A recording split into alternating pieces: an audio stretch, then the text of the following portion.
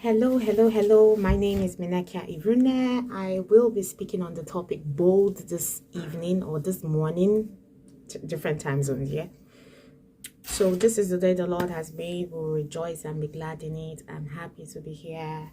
I have so many things to say, but I have limited time and I will try to bring some things to you, and I trust that you'll be able to grab one or two things from it that will help you as you move along. What does it mean to be bold? Yeah, the theme is bold. I looked up the dictionary and I found my favorite meanings, so I'm going to read them out to you.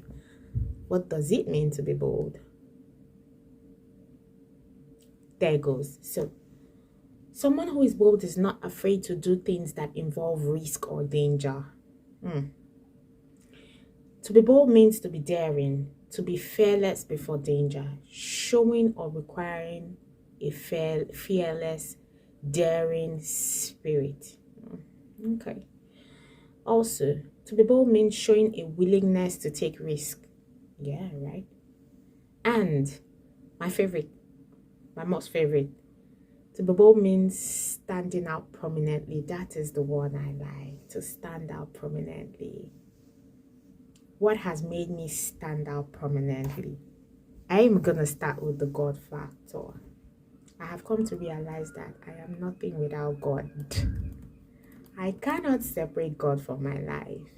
I cannot do as I like when I like and then come back later. No. Consciously, over the years, you get to understand that the weapons of our warfare are not carnal. They are not. You get to understand that there is a place of prayer. There's a place of praise. There's a place of worship. There's a place of sacrifice. And there's a place of service.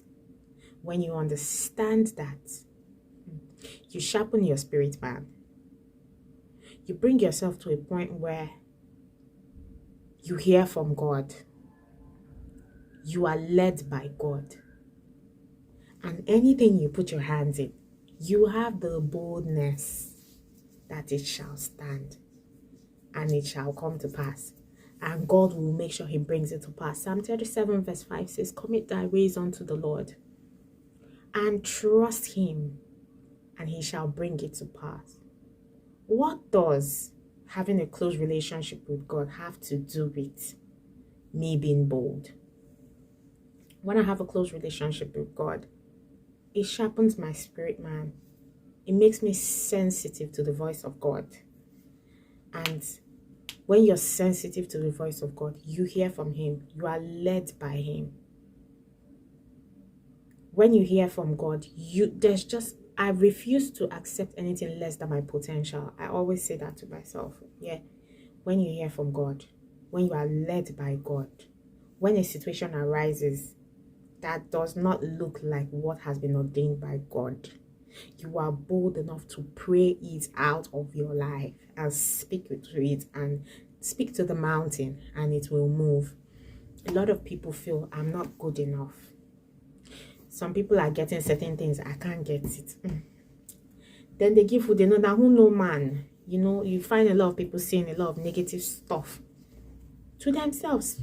You're speaking to yourself. The words are very powerful. And I don't know, man. I can't get it. You're not good. What makes you think you're not good enough? What makes you think you're not good enough? I know God. I hear from God. I serve God. I love God.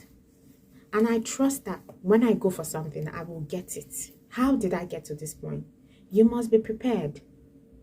Now ask yourself, if I want to go for something, and I've prayed for it, and I've fasted, I've sowed seed, I've done this, I've done that, and then finally, I meet somebody who says, how are you? How have you been? What have you been doing with yourself? What are you up to? I have 3 minutes to capture that person's attention, to say what I've been up to. And if that person is in the capacity to help me, and when I open my mouth to speak, It doesn't sound like I'm prepared to take on that blessing that God has brought my way. There is no boldness anywhere that would help you, you know. There's a place for prayer and there's a place for preparation. You must prepare. You must prepare. How do you prepare? Surround yourself with people who want to succeed. I cannot overemphasize this enough. A lot of us have friends who speak negativity into our life, who want us to do things that we call misplaced priorities, you know, who want us to, oh, we have money now, let's turn up. Surround yourself with people who want to succeed. Surround yourself with people who feel like where I am is not where I ought to be. I need to keep doing more to get where I am. Surround yourself with people who are not ashamed of where they are, but are working hard to move on to the next stage.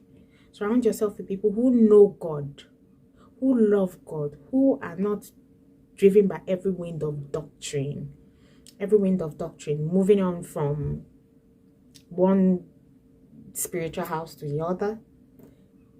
Surround yourself with people who know the word of God, who can speak life into you and hold you when you feel like you're falling. And I would say, watch your tongue, watch your mouth. Your mouth can either make you, break you, or kill you. Watch your tongue. Some people, they are working on something, they have prayed for it, they have fasted for it, they have done everything, then they talk. You talk too much. Watch your tongue. Do not announce your blessing before it arrives. Walk towards it. Commit it to God. Let God take it from your hand. Let God multiply it for you. When it's in the season of cooking, of that process, before it manifests, keep your mouth shut. Keep your mouth shut. Do not speak negativity into your life. Make it a habit to make positive affirmations every day about yourself. The words of our mouth are spirit and alive. Not me that said it. The Bible said that. So watch your tongue, watch your mouth. Stay away from people who are negative, who will speak negativity into your life. Some adults do it. If there's an adult who will not, who doesn't see you as nothing, stay away from people who speak negativity into your life.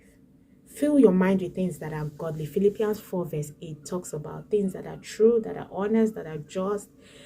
Think of these things, things that are of good report. Think of these things. The mind is a battleground.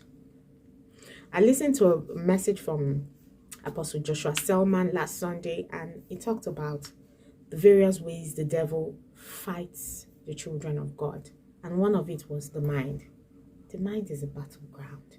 If your mind is not filled with the things of God, an idle mind is the devil's workshop. It will become the devil's workshop. It will be filled with things of the devil, or it will be filled with things that will take you nowhere, that, you know, that you won't even stand a chance for God. You won't believe in yourself. So fill your things with godly, your mind with godly things. I would also talk about finance. Finance, very big issue. You're begging somebody for money. Please give me money to do this. Give me money for the last money they gave you. What did you do with it?